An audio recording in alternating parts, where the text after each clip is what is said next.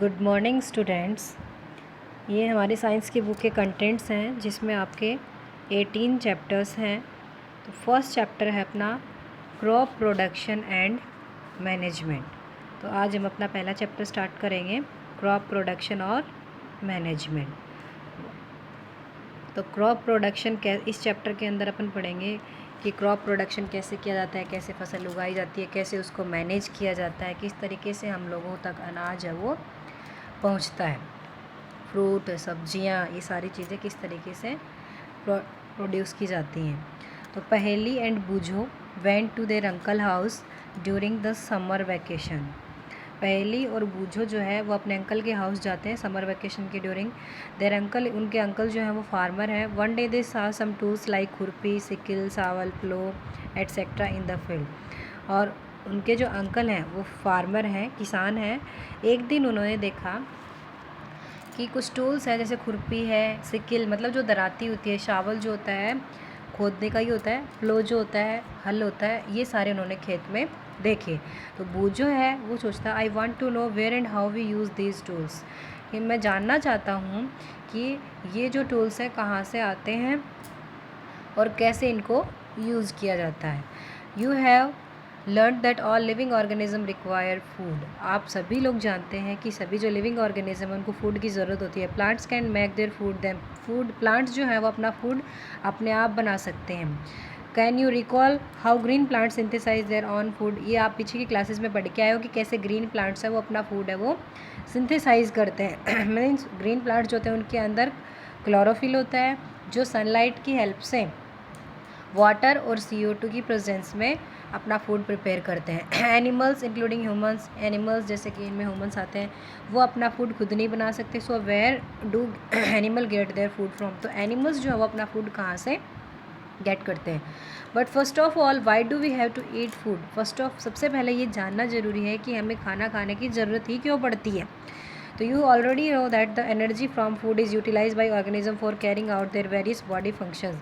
तो ये भी आप पहले पढ़ के आ चुके हो, किसी भी ऑर्गेनिज्म को जो है मतलब एनर्जी जो है वो किससे मिलती है, फूड से मिलती है। और वो एनर्जी जो हमारी बॉडी में बहुत सारे फंक्शन है जैसे डाइजेशन, रेस्पिरेशन, एक्सक्रीशन, इसमें यूटिलाइज कर ली जाती है। We get our food from plants और एनिमल्स, और बोथ हम लोग अपना फूड जो है प्लांट्स और एनिमल्स दोनों से ही प्राप्त कर सकते हैं। Since we all need food, इसीलिए हम सभी को फूड की ज़रूरत होती है। How can we provide food to a large number of people in our country. तो मतलब हम किस तरीके से इतनी बड़ी कंट्री में जो पीपल हैं उनको फूड है वो प्रोवाइड कर सकते हैं। तो आगे देखते हैं। Food has to be produced on a large scale. इसके लिए फूड जो है उसको लार्ज स्केल पे प्रोड्यूस करना ज़रूरी हो जाता है। In order to provide food for a large population, regular production, proper management and distribution of food is necessary. Means जैसे क्वेश्चन पूछा जा सकता है कि जो प्रॉपर मैनेजमेंट और जो फूड का डिस्ट्रीब्यूशन है वो नेसेसरी क्यों है। Because to provide food for a large population को फूड प्रोवाइड करने के लिए regular production, proper management and its distribution of food is necessary. Then अपना नेक्स्ट टॉपिक है एग्रीकल्चर प्रैक्टिसेस। तो agriculture practices means, agriculture practices का मतलब क्या होता है कि किस एग्रीकल्चर है वो किस तरीके से की जाती है, उसके लिए क्या क्या एक्टिविटीज़ की जाती हैं। टिल 10,000 BC, 10,000 बिफोर क्रिस्ट, ईसा पूर्व मतलब लगभग, पीपल वर नॉमेडिक। लोग क्या थे, घुमक्कड़ थे, घूमते रहते थे, एक जगह भी उनका कोई ठिकाना नहीं था। They were wandering in groups from place to place in search of food. वो एक जगह से दूसरी जगह फूड की और शेल्टर के लिए, शेल्टर मीन्स रहने के लिए, मतलब एक जगह से दूसरी जगह घूमते रहते थे। दे एट रॉ फ्रूट्स मतलब कच्चे फ्रूट्स, रॉ फ्रूट्स हैं वो खाते थे, and vegetable, and started hunting for animals for food. तो उन लोगों ने क्या किया, मतलब फ्रूट्स खा लेते थे, वेजिटेबल्स खा लेते थे, और एनिमल्स हैं उनका शिकार करना स्टार्ट कर दिया। Later they could cultivate land and produce rice. उसके बाद उन्होंने ज़मीन पे लैंड कल्टीवेट मतलब बोना, ज़मीन पे लैंड को कल्टीवेट करना, ग्रो करना उस पर शुरू किया, और राइस है उसका प्रोडक्शन स्टार्ट किया। राइस, व्हीट और अदर फूड क्रॉप्स है उनका। दस वाज बॉर्न एग्रीकल्चर। इस तरीके से एग्रीकल्चर है उसका स्टार्टिंग हुआ। Then when plants of same kind are grown and cultivated at same place on a large scale, it is called crop. It is important for you. When plants of same kind, एक तरीके के plant जो हैं वो एक जगह पे large scale पे जब उनको बोया जाता है तो उसको क्या बोलते हैं? क्रॉप. ये होता है crop. This is important. What is crop means अपने चैप्टर का नाम है क्रॉप प्रोडक्शन एंड मैनेजमेंट. तो what is crop? When plants of same kind are grown and cultivated at one place. एक जगह पे एक ही तरह के प्लांट्स को जब उगाया जाता है लार्ज स्केल पे तो उसको बोलते हैं क्रॉप. फॉर एग्जांपल जैसे क्रॉप ऑफ व्हीट, जैसे कि गेहूँ की फसल होती है. I mean that all the plants, मतलब एक खेत के अंदर पूरे गेहूँ के ही प्लांट्स हों. You already know that crops are of different type like cereals, vegetables and fruits. आप लोगों ये भी जानते हैं कि अलग अलग टाइप की फसल्स हैं, जैसे सीरियल्स हैं, अनाज, सब्जियां, fruits. These can be classified on the basis of the season in which they grow. और इन सभी को सीजन के बेसिस पे क्लासीफाई किया गया है. इन विच की मतलब कौन सी सीज़न में इनको ग्रो किया जाए. India is a vast country. India जो है हमारा वास्ट कंट्री मतलब बहुत बड़ा देश है. The climatic condition like temperature, humidity and rainfall vary from one region to another. और यहाँ पे जो क्लाइमेटिक कंडीशन है, क्लाइमेटिक मीन्स जो हमारी वेदर की कंडीशन है. वेदर मीन्स मतलब मौसम की जो कंडीशन है, जैसे कि टेम्परेचर है, तापमान, ह्यूमिडिटी, ह्यूमस जिसको बोलते हैं, रेनफॉल, बारिश, ये अलग अलग जगह पे अलग अलग होती है. Accordingly there is a rich variety of crops grown in different parts. इसीलिए अलग अलग जो क्रॉप्स हैं अलग अलग पार्ट्स में, कंट्री के अलग अलग पार्ट्स में उनको ग्रो किया जाता है. डिस्पाइट दिस डाइवर्सिटी, इस डाइवर्सिटी के बावजूद, डाइवर्सिटी मीन्स विविधता, उसके बावजूद two broad cropping patterns can be identify. दो ब्रॉड क्रॉपिंग के जो पैटर्न हैं फसलों को मतलब दो पैटर्न में आइडेंटिफाई किया गया है. वो है, फर्स्ट है kharif crop and second is rabi crop. Kharif crop क्या होती है? The crop which are sown in the rainy season. ऐसी क्रॉप जिसको रेनी सीजन में बोया जाता है उसको बोलते हैं kharif crop. The rainy season in India generally, और इंडिया के अंदर जनरली रेनी सीजन कब से कब तक होती है? जून टू सितंबर. पैडी मीन्स धान, मेज, मक्का, सोयाबीन, ग्राउंडनट, मूंगफली, कॉटन, कपास जो होता है, ये खारिफ की क्रॉप्स होती हैं जिनको जून से सितंबर में मतलब इनको कल्टीवेट किया जाता है, ग्रोन किया जाता है. Rabi crops, the crops grown in the winter season. जो क्रॉप विंटर सीजन में ग्रो की जाती है उनको बोलते हैं rabi crop. The time period is generally from October to March. और इनका टाइम पीरियड होता है अक्टूबर से मार्च तक होता है. एग्जाम्पल है रबी क्रॉप के व्हीट है, गेहूँ, ग्राम, चना, पी, मटर, मस्टर्ड, सरसों और लाइन सीड होता है अलसी. ये सारी रबी की क्रॉप्स हैं. Beside these pulses and vegetables are grown during summer at many places. और इसके अलावा पल्सेज जो दालें हैं, सब्जियां हैं, वो भी समर के दौरान है वो कई जगह पे ग्रो की जाती हैं. अब बेसिक प्रैक्टिसेस हैं ऑफ क्रॉप प्रोडक्शन, मतलब फसल को क्रॉप के प्रोडक्शन के लिए कुछ बेसिक प्रैक्टिसेस हैं. वाई कैन पैडी, अब देखो बूझो पूछता है कि पैडी जो है, धान जो है, चावल, can not be grown in the winter season. उसको विंटर सीजन में ग्रो क्यों नहीं किया जा सकता?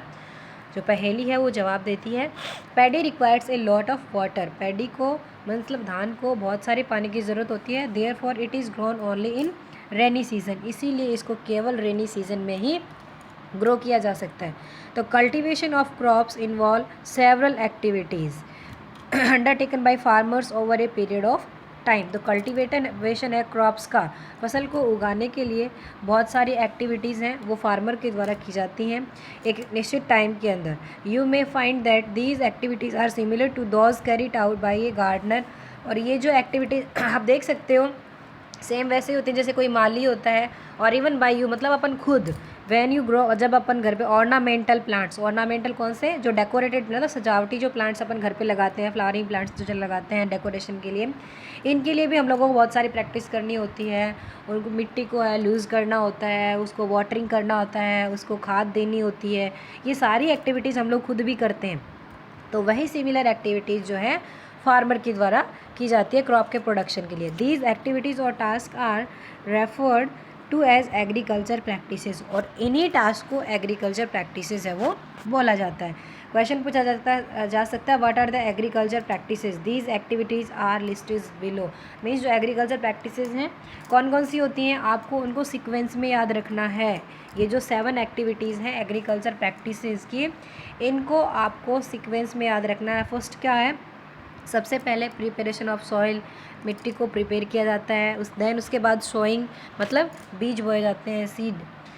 एडिंग मैन्योर एंड फर्टिलाइजर्स, उसके बाद मैन्योर खाद और फर्टिलाइजर्स जो केमिकल जो होती है खाद होती है जैसे यूरिया है वो डालते हैं। उसके बाद इरिगेशन, फोर्थ है इरिगेशन मीन्स पानी देना, सिंचाई करना। प्रोटेक्टिंग फ्रॉम वीड्स, फिफ्थ है प्रोटेक्टिंग फ्रॉम वीड्स। वीड्स क्या होती हैं, जो अनवांटेड प्लांट जो होते हैं जो हमारे खेत के अंदर उग जाते हैं उनको हटाना, जैसे अपने लोकल में जिसको निनाण बोलते हैं। दैन सिक्स्थ है हार्वेस्टिंग, हार्वेस्टिंग मतलब कटाई करना।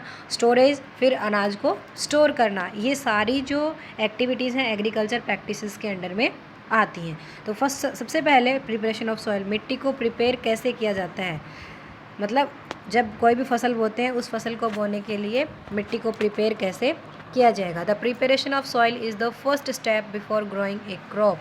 जो सबसे किसी भी क्रॉप को ग्रो करने के लिए जो अपना फर्स्ट स्टेप है वो क्या है, preparation of soil. One of the most important task in agriculture is to turn the soil and loosen it. सबसे मोस्ट इंपॉर्टेंट जो टास्क है एग्रीकल्चर में वो मिट्टी को टर्न करना, लूज़ करना। This allows the roots to penetrate deep into the soil, जिससे कि जो मिट्टी के अंदर जो रूट्स हैं वो अंदर तक धंस जाती हैं। The loose soil allows the root to breathe easily, और जो ये लूज सॉइल है इसमें जो रूट्स होती हैं वो ईजिली ब्रीथ कर सकती हैं, सांस ले सकती हैं, या मतलब even when they go deep into the soil, चाहे वो मिट्टी के अंदर गहराई से चली जाएँ। Why does the loosening of soil allow the root to breathe easily. अब जो लूज़ मिट्टी जो है वो रूट्स को इजीली ब्रीथ कैसे कर सकती है उसमें, तो लूजन जो सॉइल है वो हेल्प करती है किसमें, in the growth of earthworm. उनकी वजह से अर्थवॉर्म और जो माइक्रोब्स है मिट्टी के अंदर उनको उनकी ग्रोथ में हेल्प करती है लूजन सॉइल। ये जो ऑर्गेनिज्म है are friends of the farmer, farmer की फ्रेंड होते हैं। Since they further turn and loosen the soil, जो बाद में फिर से मिट्टी को लूज़ करते हैं। And add humus to it, और इसके अंदर ह्यूमस है वो ऐड कर देते हैं। But why does the soil need to be turn and loosen, लेकिन मिट्टी को लूज़ करने की ज़रूरत क्यों होती है। You have learn previous classes में आप लोगों ने पढ़ा है दैट सॉइल कंटेन मिनरल्स, मिट्टी के अंदर मिनरल्स होते हैं, water, air and some living organism. In addition dead plants and animals get decompose by soil organism, और जो डेड प्लांट्स और जो एनिमल्स हैं वो भी सॉइल ऑर्गेनिज्म के द्वारा उनका डिकम्पोज किया जाता है। इन दिस वे, इसलिए various nutrients held in the dead organism are release back into the soil, और जो डेड ऑर्गेनिज्म है उनके द्वारा भी बहुत सारे जो न्यूट्रिएंट्स हैं वो मिट्टी के अंदर रिलीज़ कर दिए जाते हैं। These nutrients are again absorb by plants, और इनको दोबारा से प्लांट्स के द्वारा एब्जॉर्ब कर लिया जाता है। Since only a few centimetre of top layer of soil support plants growth, मतलब जो कुछ सेंटीमीटर तक ऊपरी जो परत होती है मिट्टी की, कुछ सेंटीमीटर, वो मिट्टी ही पौधे की जो ग्रोथ है उसके अंदर सपोर्ट करती है। इसे turning and loosening of soil bring the nutrient rich soil to the top, जिससे मिट्टी को उलट पलट करने से जो न्यूट्रिएंट्स हैं वो ऊपर आ जाते हैं, टॉप में आ जाते हैं, so that plant can use this nutrients, और प्लांट्स जो है वो इस न्यूट्रिएंट्स को यूज़ कर सकता है। दस turning and loosening of soil is very important for cultivation of crop. तो क्रॉप्स की कल्टीवेशन के लिए मिट्टी को लूज़ करना बहुत ही ज़रूरी है। The process of loosening and turning of the soil is called tilling, और जो प्रोसेस है लूज़ करने की, टर्निंग करने की मिट्टी को, उसको बोलते हैं टिलिंग। टिलिंग और प्लॉइंग पूछा जा सकता है, व्हाट इज़ टिलिंग और प्लॉइंग एक ही बात होती है। तो जो प्रोसेस है लूज़ करने की, मिट्टी को लूज़ करने की, टर्न करने की, उसको बोला जाएगा प्लॉइंग और tilling. This is done by the using a plough, किसके द्वारा की जाती है, प्लो मीन्स हल के द्वारा किया जाता है। प्लोज आर मेड ऑफ वुड और आयरन, प्लोज जो होते हैं वुड और आयरन के बने होते हैं।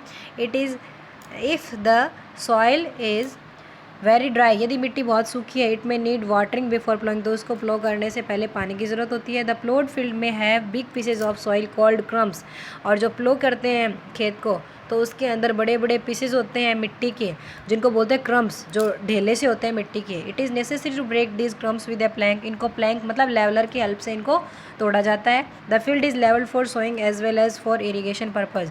और फील्ड को सॉइंग के लिए मतलब बीज बोने के लिए, इरीगेशन के पर्पज़ के लिए लेवल किया जाता है। The levelling of soil is done with the, और ये लेवलिंग जो है लेवलर के द्वारा की जाती है। Some time manure is added to the soil before tilling. कई बार टेलिंग से पहले, प्लॉइंग से पहले मैन्योर है वो मिट्टी के अंदर ऐड की जाती है। This help in proper mixing of manure, जो कि जिससे मिट्टी के अंदर जो मैन्योर है वो अच्छे से प्रॉपरली मिक्स हो जाती है। The soil is watered before sowing. और मिट्टी जो है उसमें उसको सोइंग से पहले वाटर किया जाता है, उसमें पानी डाला जाता है।